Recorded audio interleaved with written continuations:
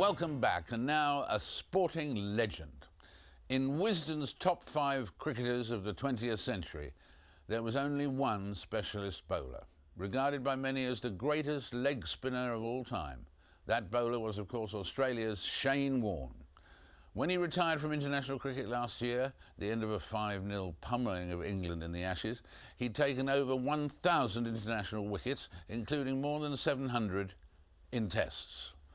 He played in last year's Indian Premier League 2020 tournament, but he's also written a book listing the 100 best players he played with or against. Top of the list was the little master himself, the Indian batsman Sachin Tendulkar. When I met up again with Shane this week in London, I asked him why Sachin was his number one. I think Brian Lara and Sachin Tendulkar, the two of them, it was pretty tough to split both of those guys for different reasons. Lara, if you're chasing 400 on the last day, I think Lara has more of a chance to go and make 150 or 200 and win you the game. But day in, day out, for the expectation, the pressure and everything that Sachin Tendulkar's under, and the way he's conducted himself on and off the field, and just his pure skill of playing, I think in the end, that's why I chose Sachin as number one and Lara as number two. Because in fact, India was your toughest challenge, really, in terms of over 40 per wicket. Yeah, why was that? Was it the grounds or the? Well, in the mid-90s when we first started going to India, it took us a couple of tours to work out how to play in India, how to bowl to the Indians. Because guys like Sidhu, Azharuddin, these sort of guys, playing against them, Sachin when he was on fire in the mid-90s, these sort of players just knew the conditions so well, and they were we had never played a test match there. So it took a while to get used to how to win in those conditions, and then it took us our third tour we got there, we won, and I did okay. So it took a while, but the Indians are very good players of spin, especially over there. The conditions are unlike anywhere you get in the world. It's very hot, it's tough, there's 80,000 people screaming and yelling, there's no peace and quiet anywhere, but it's a fun place. It took, as I said, a couple of tours to realise how to win, but also probably a couple of tours to understand the country and enjoy the country. So going back for the IPL last year was amazing. I really started to enjoy the country. So that is absolutely central to India. Are you going to do IPL again next year?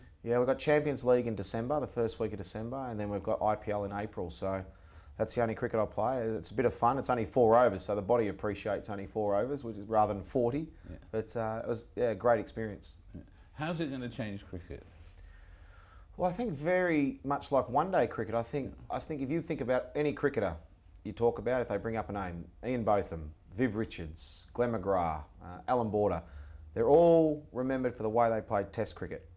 And that's the most important thing because it's the biggest test. But in 2020 it can be great for the brand of cricket because it gets a different demographic of people to the game. It gets a younger audience to the game. So to advertise the game of cricket, it's a fantastic brand, 2020, to advertise the game. And then you've got one-day cricket in there as well. So, but does it really advertise the game, or does I think so. Take away from Test cricket? No, I don't think so. I think it helps. And I think the reason it helps, like if you're bowling to me and I'm playing a 2020 game, I have to try and whack you. Suddenly in a test match, you get confidence from whacking you in a test match, and then you think, you know what, I can whack you again. So it's a faster scoring rate. The run rate is, we'll have a look at the run rates now. It's like 3, 3.5, 4 and over. Now, 10 years ago, it was 2. So they're scoring doubly as quick. They're scoring 400, 430 runs in a day. So it's entertaining for the spectator. So that's why, another reason why I think 2020 is good for the cricket. And the more and more money coming into cricket, what do you think about the upcoming game in the West Indies? Is that good for cricket too?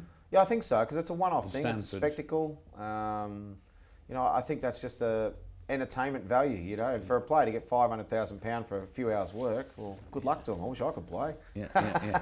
But what about if you're the player who drops a catch and costs your colleagues £500,000?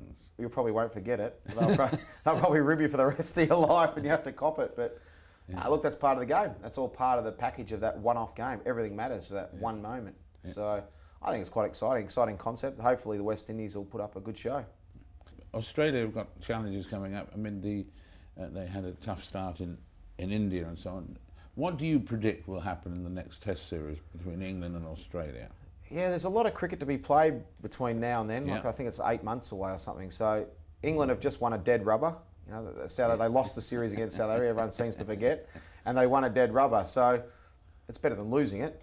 but at least they've won. They played well in the one-day series, so they need to continue that momentum. If they lose the next series and then lose the next one and do okay, win the dead rubber, and it gets to the Ashes series, I think Australia will win quite convincingly. But if England start to, like they have now, with a bit of momentum and win this next series and win the next series, that'll be the same build-up before 2005. They'll have confidence and momentum, and I think we'll have one hell of a series if that happens. And everyone must mention to you, because there was the quote about you would review your options about playing in the next Test series. Will you still review your options? Yeah, there's sort of mixed reports. Let me just state, I'm very happily retired, and Australia are doing very well. But in my life and what I've experienced, I've learnt never to say never. You mentioned earlier on about how much cricket there is between now and the Test series or whatever.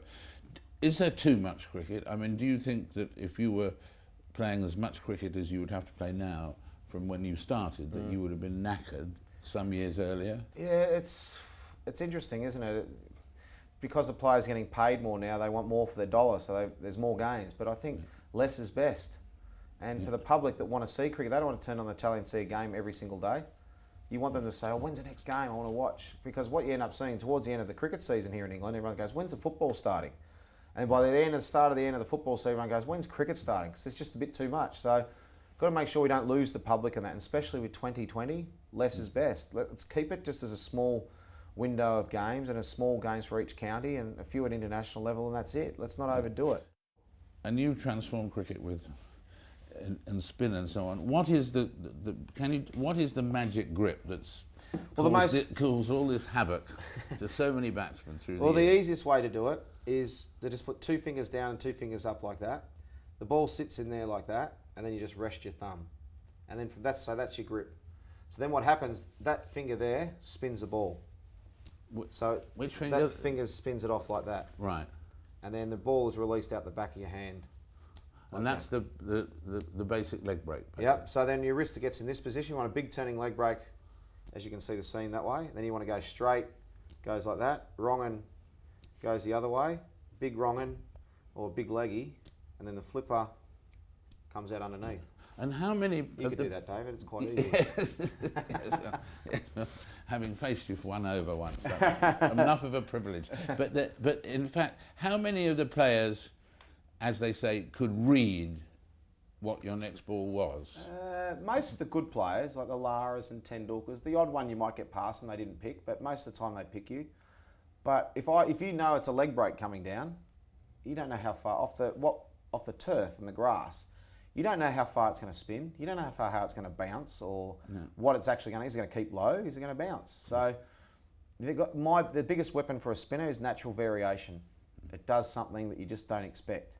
So you can read it as a leg break, you can read it as a wrong or a straight one, but it just hurries on a bit quicker, or keeps a bit lower, or bounces more, and something. And there's no way they can read that. If I'm not sure, that's off the grass. Yeah.